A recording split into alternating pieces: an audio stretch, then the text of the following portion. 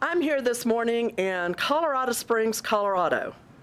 I'm here to meet, and I have just met this gentleman sitting across the table from me, Derrick Wilburn, with Conservative Americans of Color. Close. Close, I got it wrong, fix it. American Conservatives of Color. Absolutely, I said that backwards. Well, see, that's a great way to break the ice. And would you go into correct depth of what this organization's all about?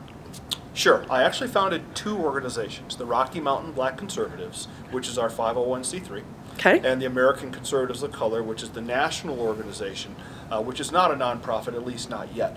But the Rocky Mountain Black Conservatives, I founded in my backyard, and then as we began to grow the message to places like Texas and Rocky Mountains just didn't make sense. So that's when we developed the new organization, the American Conservatives of Color. The idea of the organization is to bridge the gap that exists between ethnic minorities in this country and conservative political causes and candidates in this country. Everyone knows there's a huge divide there. Yes. Between black and Hispanic voters, and you could even put Jewish voters there, and conservative candidates, politicians, and some would say the Republican Party as well, although not all conservatives are Republicans, and certainly not all Republicans are conservatives. Sure. You have Libertarian and Constitutionalist Party and what have you. But that divide is unhealthy for everybody involved. No one is winning. So I developed an organization based on two pillars, if you will. Okay. Principle number one is to message to the ethnic minority community and to say, look, we have got to change the way that we're doing business. Principle number two is to message to conservatives and say, look, we have got to change the way that we're doing business. Both has to happen. In the black community and the Hispanic community, what we do, the way we do business, politically speaking, is absolutely atrocious. There's no such thing as a situation where competition does not benefit the consumer. No such thing. But in our political lives, what we in the black community have done is we've said to one political party, you have no competition for our votes. We will vote for you every time, no matter what you say, no matter what you do, no matter what your principles are, no matter what your platform is. We don't even care if you don't have a platform. As long as the letter after your last name is the one that we like, we're voting for you. Wow. Well, that's just stupid. That's just not a smart way to approach being serviced. But to the conservative community and to the Republican Party, look, you got to make some changes too. We didn't get here where blacks are voting 90% against you for no reason at all. You do have some responsibility here in making this situation go away. And what the party has done for all of my lifetime essentially is to say, look, we're lucky to get 6 or 7% of that voter block. Why invest the time, effort, and resources to go from 6% to 8%? It's just not worth it. Well, that may be true from an electoral point of view, but it's not the right thing to do, because we have entire communities of people who are suffering under what I would call oppressive big government policies that are not providing a ladder up and out and into the middle and upper classes. And we as conservatives have a responsibility to bring that to those communities. I gotta ask, did you grow up in a family setting that you would describe as conservative? I did. Okay. Not registered Republican. Okay. But that's not the same thing. Yes. And in a very, very large number of black families, particularly my generation and prior, what you have is very conservative people who believe in conservative principles. But come Tuesday, we're voting for the people that care for us.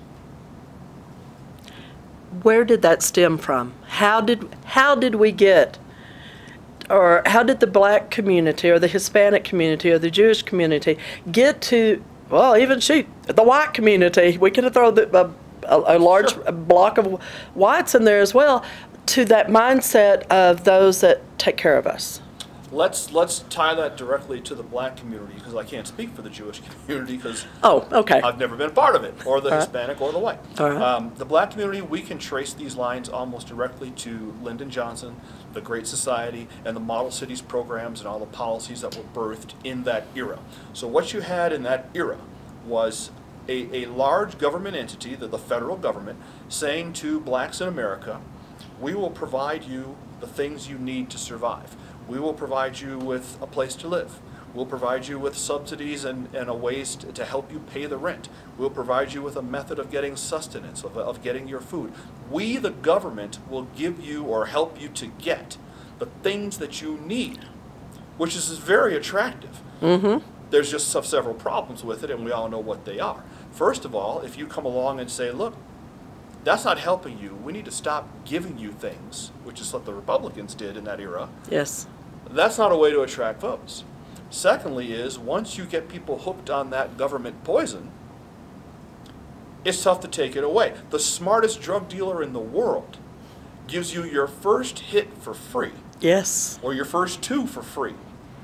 And then he knows he got you. The addiction. So what's a lot of people may not know, a lot of people do, but Lyndon Johnson began something called the Model Cities Program.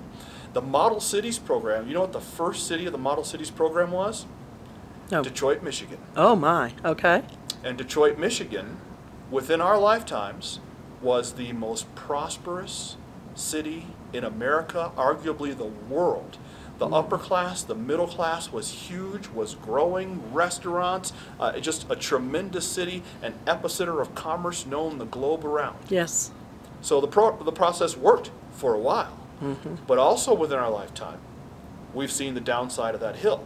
Tremendously. And we're there now. The city, of course, filed for bankruptcy. It's half of its former self.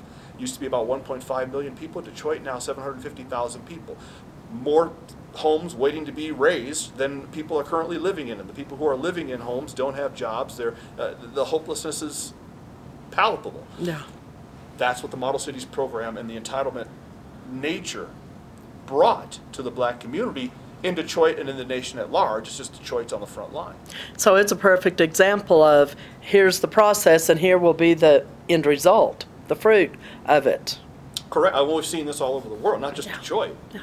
Pick your government, pick your nation that has been living under a totalitarian form of government. I don't care what ism you want to go with. Socialism, Marxism, Leninism, communism, pick one. It's all fascism, it's all totalitarianism.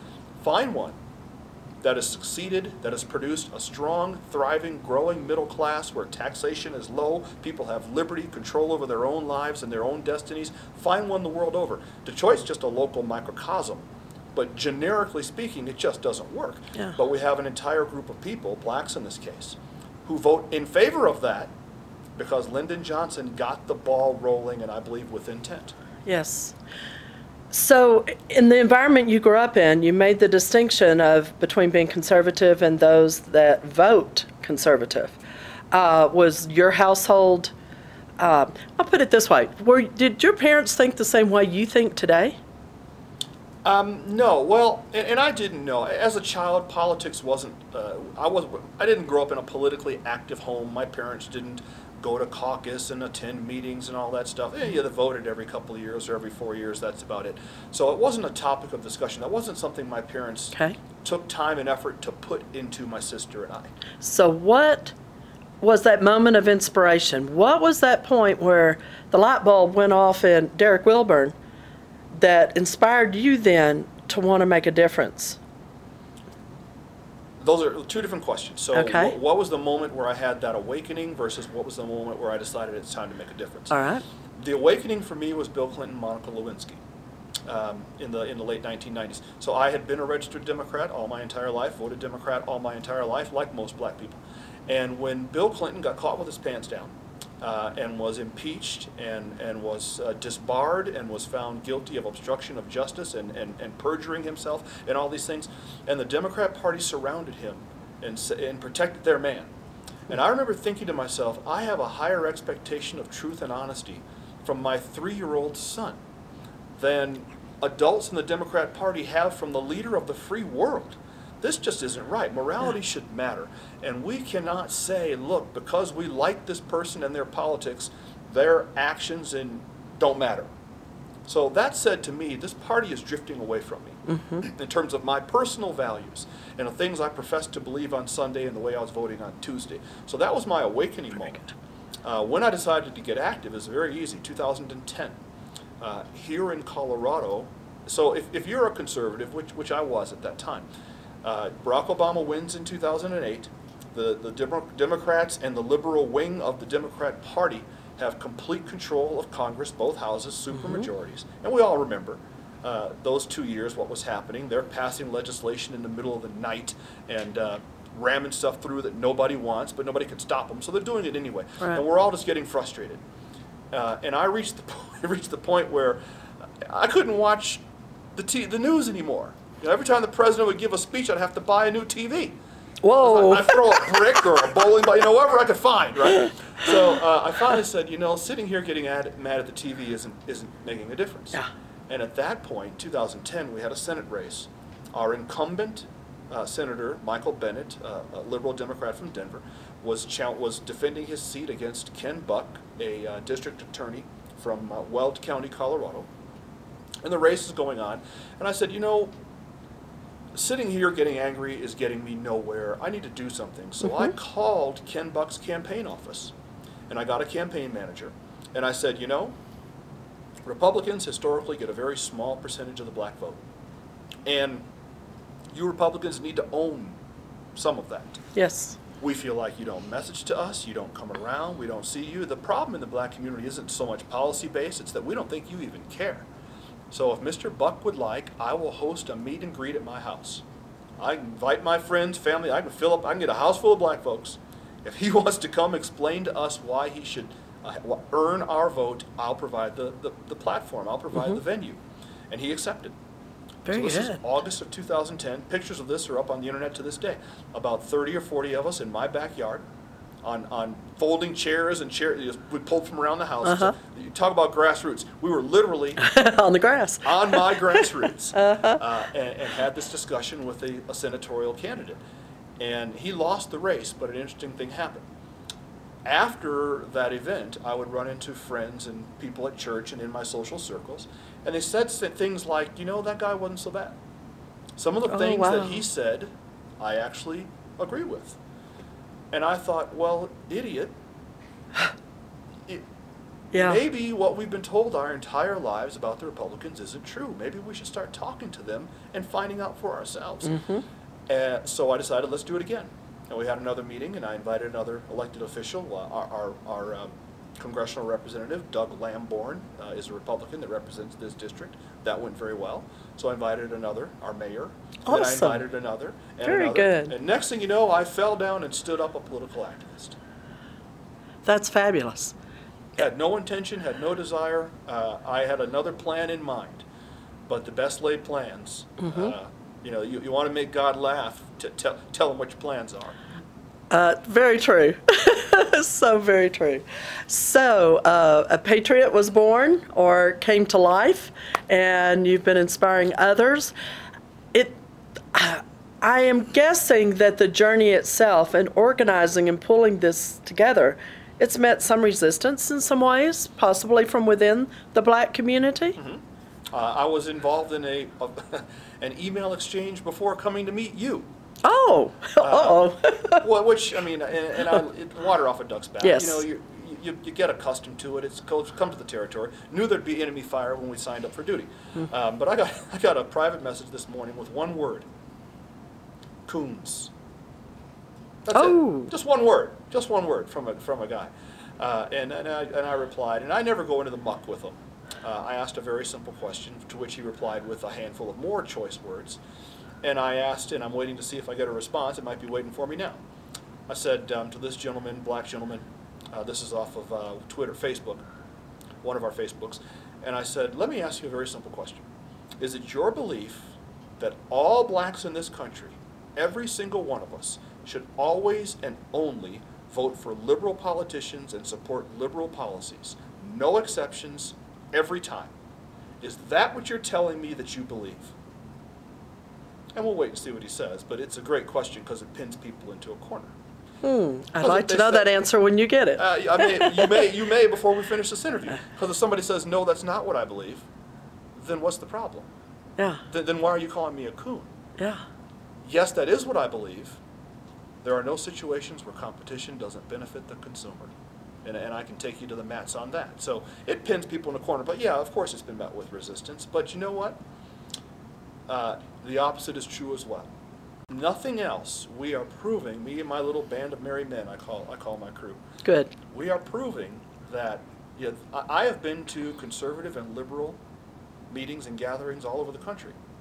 I have never once in my life ever experienced racism at a conservative, Republican, Tea Party, choose your name, venue or event in my life, not once. Good. I was called a coon by a liberal a half an hour ago. I get called racist names by them every single day. Wow. The reality is just the opposite of the perception.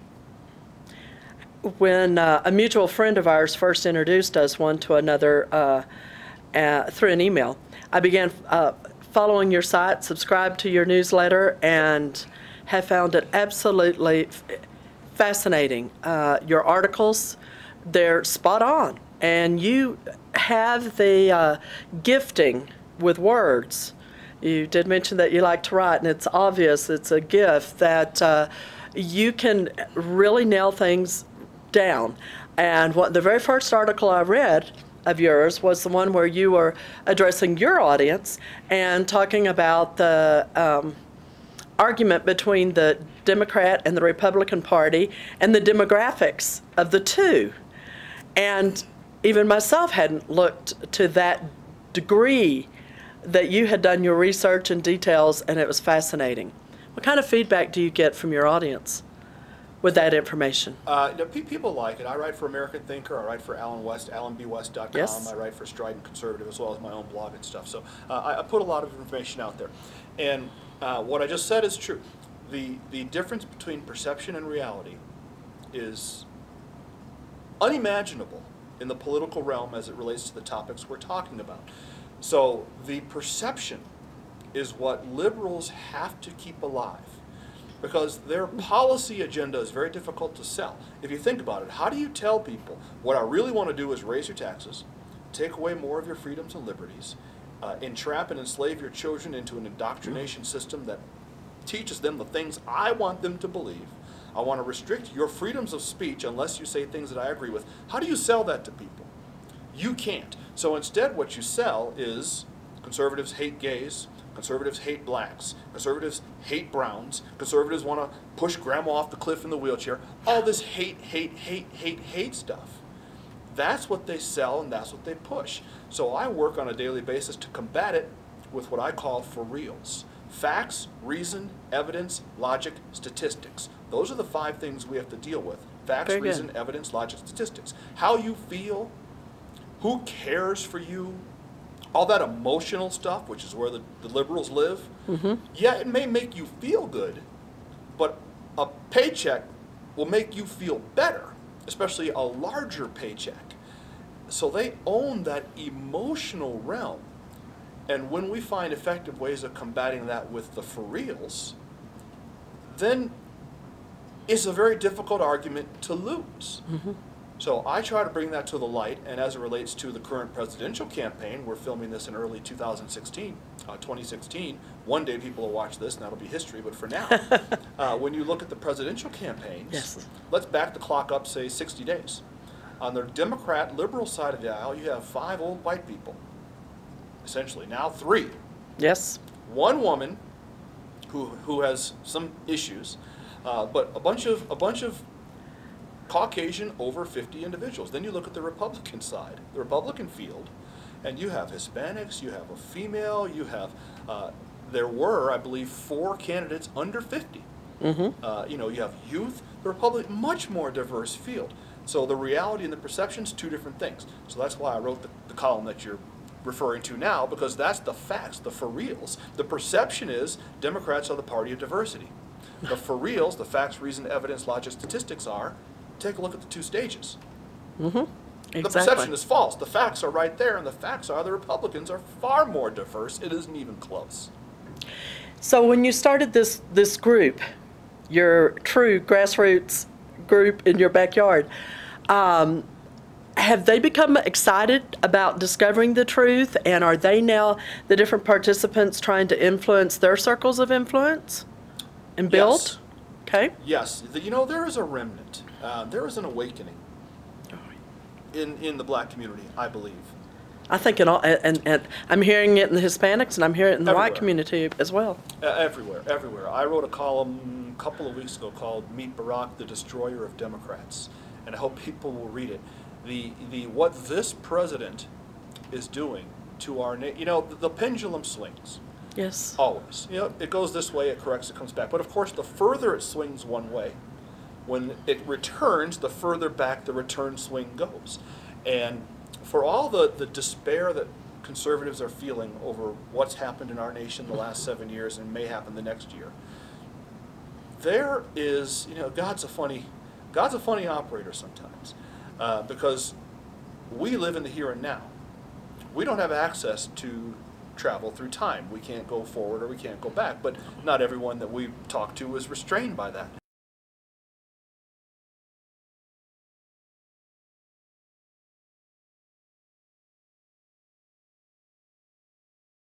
System of government that is unique.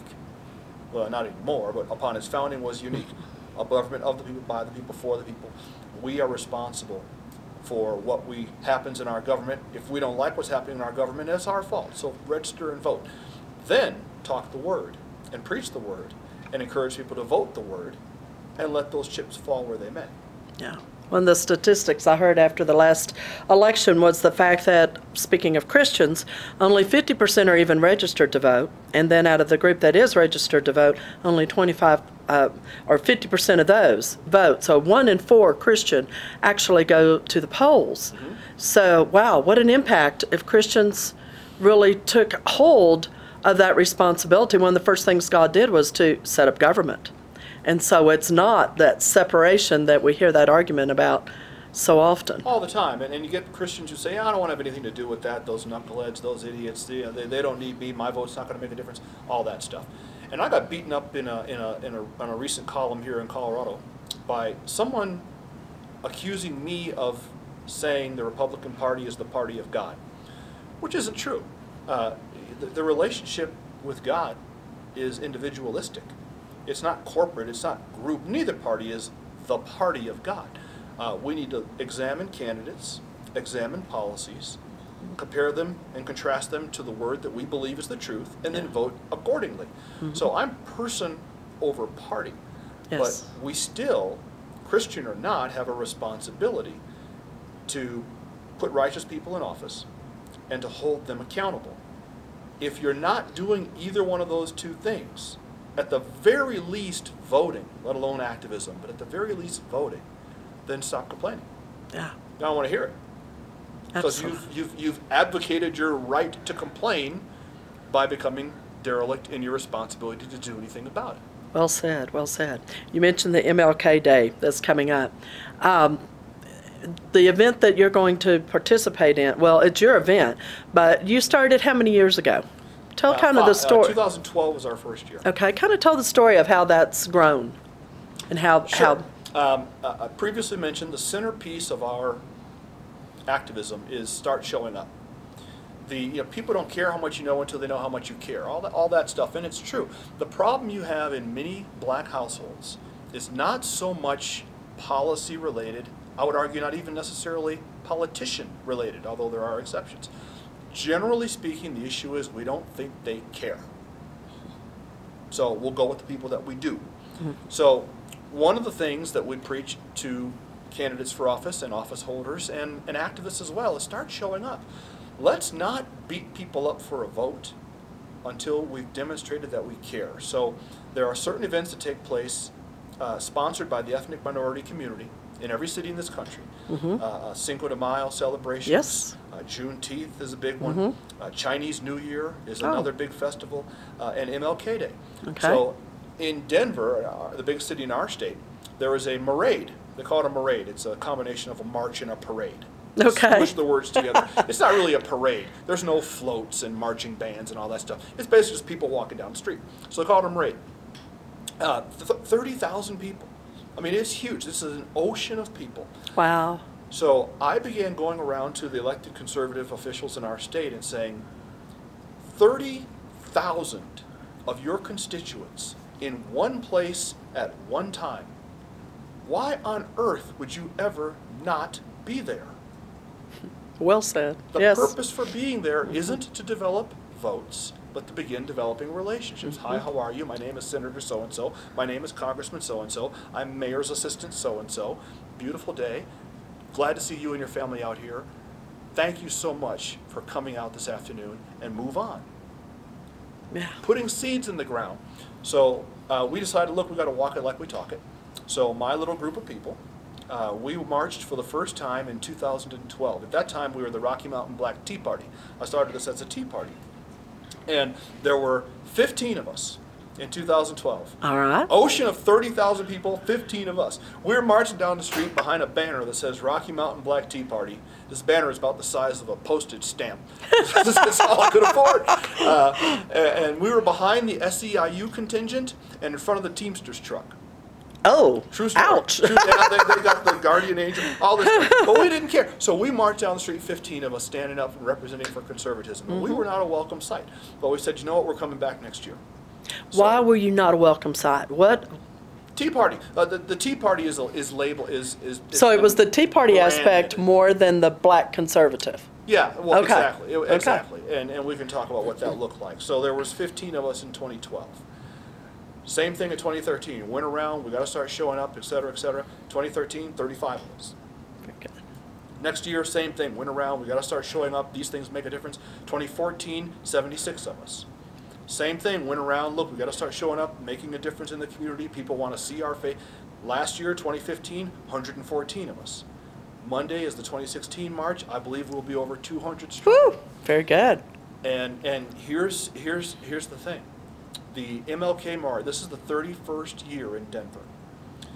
For 29 years, there was no formal presence of the Colorado State Republican Party in that event.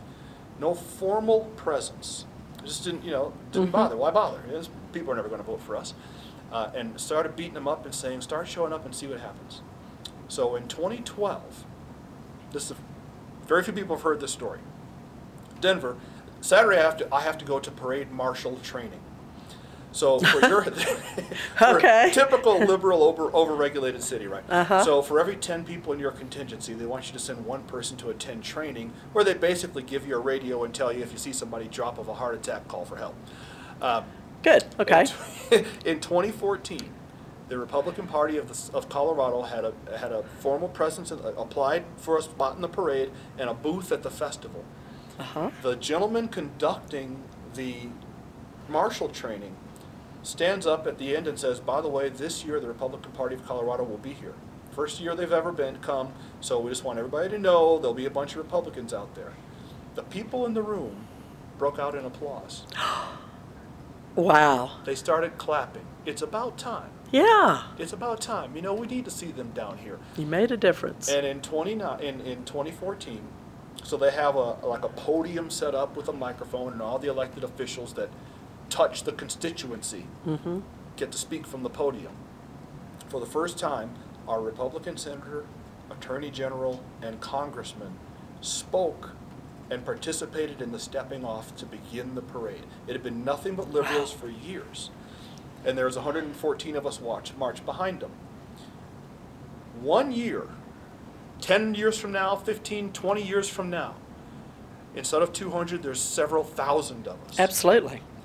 And when people say, when they stand up in parade marshal training and say the Republicans, the conservatives are going to be here this year, people will say, well, of course they will be. They're always here. I've been coming to this thing for 20 years. I can't remember a time they weren't participating. Actually, a pretty nice group of people. When we get there, then we'll have poured the foundation upon which we can build the ask for votes. But we can't get there from here without being here first. Yes, that's right. What we have to do now is start showing up, invest the time, effort, energy, and resources so that when that day comes, we have a platform to stand on. And that's what me and my little merry band, all 11 of us, have been running around the state and country doing. That's incredible. It's the only way. And it works. And it works. And it's making a difference, inch by inch. I went down and had a meeting with the executive committee of the Greater Metro Denver Ministerial Alliance, which is a fancy way of saying the Black Pastors Association in Denver. About 12 men. And I am the vice chairman of the Colorado State Republican Party. I took the chairman with me. And we went down into 5 Points, which is the inner city black neighborhood in Denver, and met with these men to talk about, let's find some ways to work together. And they said, you know, we're glad you're here. We've been waiting for years for this meeting. Wow. I said, you know, we're not stupid. We know we're being taken for granted. We know the Democrats can take us for granted, and they do, but the Republicans haven't been down here. So we hope to see some more of you guys, and that you actually are going to walk it like you're talking it. And we are. Good. And in 5 years, 10 years, 15 years, 20 years, 30 years, when the black vote is no longer 90-10, but it's closer to the rest of the country, we will have succeeded. And you're off to a great start. Any closing thoughts that you'd like to share with my audience? The next step of our organization is an internship program. I am going to file, I'm working on it now, our next 501c3 filing, which, by the way, the last one, the IRS took 22 months to grant. Their website says 6 weeks. It took 22 months. The internship program is going to be a huge next step. So taking young minds, because of who I am, in my positions, I have a foot on both sides of the fence. At our Christmas party here a month ago, I have a Christmas party for our financial backers every year, and we had representation, about 120 people. We had representation in the room from the Republican Party of Colorado, the Democrat Party of Colorado, the Tea Party, the NAACP, the Black Pastors Association, everybody in the room, because I walk both sides of the fence. And because I have a relationship with the local NAACP chapter and those guys, I have access to the families. We have access to the families from which the young people will come. High schoolers, young college kids, what have you. Because I have a foot in the GOP side as an elected official, I have access to the legislators and the sheriff's offices and things like that. So we're going to start taking young minds and send them off to intern in Denver, which is our state capital, Washington, D.C., Austin, Sacramento, Tallahassee, Madison, whatever, and get them exposure to the truth about conservative policies and people. And what that does is, so now when Michael or Michelle or whoever the intern is, they come back home after spending 5 months interning with Congressman so-and-so, Ted Yoho of Florida, friend of mine, tremendous conservative. They come back from having spent 5 months interning with Yoho. And sitting at the dining room table with family over Thanksgiving dinner, someone says, so Michael, how was your 5 months in Washington, D.C.? He says, you know, it was really a lot of fun. Those Republicans, they treated me very, very well. We went out for dinner after work a couple nights a week, and I made some great friends. And, you know, it really was a great experience. They weren't the boogeyman. There was no horns and no pitchforks. They're just like us. They just have some different beliefs. And then everyone at that table, all 11 people, hear that. And then they tell their sphere. And then they tell their sphere. And one kitchen table, one household, one street, one neighborhood, one city, county, state at a time, we begin to turn this battleship around. Yeah. I know that you're raising money for this particular internship. If somebody wants to donate funds for this, where should they go? blackandconservative.com. blackandconservative.com. It's a very easy website to remember, blackandconservative.com. Click that donate button and click it hard. I mean, bang that thing.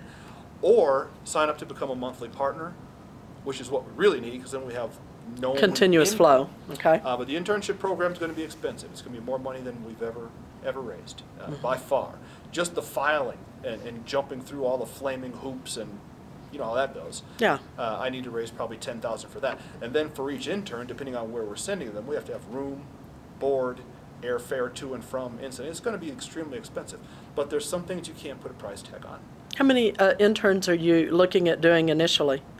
Well, we hope to do 3 to 5 before the end of the summer of 2016. Very good. Very good. It's a huge step, and what viewers and listeners to this need to understand is we didn't get here overnight with blacks voting 92% one way. Yeah. We can't get back overnight. This took 50 years. To turn it around may take us long, but if we don't start, we'll never arrive. So someone has to go out and do the work and pound the pavement and do the things that we do. And I like to say there are those who are called to go, and there are those who are called to send those who are called to go. Yeah. And if people would like to support us financially, whatever that looks like, $5 a month, $500 a month, $5 million a month. $5 would be $4.99 more than we've got right now.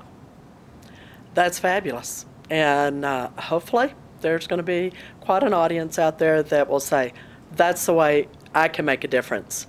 And let us pray. Yeah, absolutely. Let us pray. We're not taking money and buying Ferraris and taking vacations around the world. The money that comes into our organization, we take pictures and show you where it goes. It goes onto the streets. Yeah. There's no administrative bureaucracy. We don't have a building. Our office is my basement. And we take our money and take it down to Cinco de Mayo and take it to the inner cities and buy airfare to go to other states and do the same thing and begin empowering patriots with the plan that we have. We have a DVD that people can get off the website as well. 5-point plan, 5 specific things. People ask, this is now, which website will this be on? blackandconservative.com. As well, okay. They're all linked up together. All right. But one of the biggest questions is, you know, you're right. We do need to do a better job of minority inclusion, but how? What do I do? How can I personally get involved and make a difference and do that here in my community? So I filled the DVD. 5 specific things that we can begin doing right now to start putting those seeds in the ground. And people can get that off the internet anytime they want, but we go around the country and put seeds in the ground showing patriots, no matter what their color is, what we're doing here in Colorado, and empower you to reproduce it here locally. And we don't charge for that. We just put it on a credit card and pray God bless our mess, and He does. Boy, and I encourage folks to also subscribe to your emails that you send out periodically from American conservatives of color. I've been enjoying them for several months, and they're powerful. They're right on target, they're timely, and they deal with the heart of an issue, and I really appreciate that. Derrick, thank you so much for your time this morning. I look forward to having many interviews with you in the future. Maybe next time we'll get you in Texas. I hear it's all bigger in Texas. It is. It is. Thank you so much. I've really enjoyed it. Well, apparently I stopped the camera too soon. One of the people sitting in the room while we were doing this interview has a question, maybe 2, that they would like to ask you as well. So, Lillian, if you'll go for it. I enjoyed your presentation so much, Mr. Wilburn. The conversation was just quite, Thank you. Yeah, inspirational. I do have a question and would like to get your comments on something. Your ideas are so inspirational and energizing, and I want to know how you would address this or what you think about this. Personally, I get very frustrated with the Republican Party at the national level, but I see your program as perhaps even making inroads to turning that party back to its platform and its original roots. What are your thoughts on that, or what do you have to say about that? I believe that moving the agenda that I have initiated forward is going to come from more, call it non-establishment, grassroots type efforts. The Republican Party, and I am a Republican, I'm an official with our state party. The Republican Party and the Democrat Party and the Libertarian, all the parties are driven by the consultant class. And I'm not even saying that's necessarily a bad thing. So the consultants, the campaign managers who want to be campaign managers again and all that stuff, they need to win. Their focus is on winning the next election, as arguably it should be. If you're not winning, if you're not putting people into office, if you're not influencing policy and appointing justices and all that stuff, we have to win, and I understand that. But when your focus is on winning, then your focus is by definition on the next 6 months, 10 months, 11 months, 14 months. The focus of our organization is on the next 14 years. We are not, in my opinion, going to move the ethnic minority vote. There is some low-hanging fruit, of course. And Chris Christie is a good example of this in New Jersey. Chris Christie began showing up in black churches and doing some of the things that I talk about early in his governorship, and his percentage of black vote last time around jumped, I think, by almost 13 or 14%. That's huge. But the consultants class is looking at the numbers and the data and the budget and what we have to do to win in 8 weeks or whatever that looks like. What we need to focus on is how do we change the heart of a country. And what I say to people who are conservative is, you know, if you look at urban, inner city, black neighborhoods across this country, choose your Chicago, Detroit, New York, Los Angeles, you know, choose your, they're all the same. I was born in Morgan Park, Chicago, Illinois. If you go down there and see how people live in those communities, underperforming schools, higher than national average dropout rates, higher than national average drug trafficking issues, violent crimes, people sleeping at night with bars on the windows to their own home. If you can see that and not be moved in your heart to want to make a difference, stop calling yourself a conservative, because you're not. You're selfish. That's not saying that the consultant class is selfish. They're not. But their concern isn't moving that community. It's winning the next election. Yeah. It's us at the grassroots level, at the Tea Party level, at those levels, who have to take this thing and drive it. I agree. Does that make sense? Yes, it does. I agree. You have another Is question? that it? No, I just, All right, you know, that was easy. it's just energizing. Fantastic. Yes. Well, thank you again. We truly appreciate your time this morning. My Thank pleasure. you.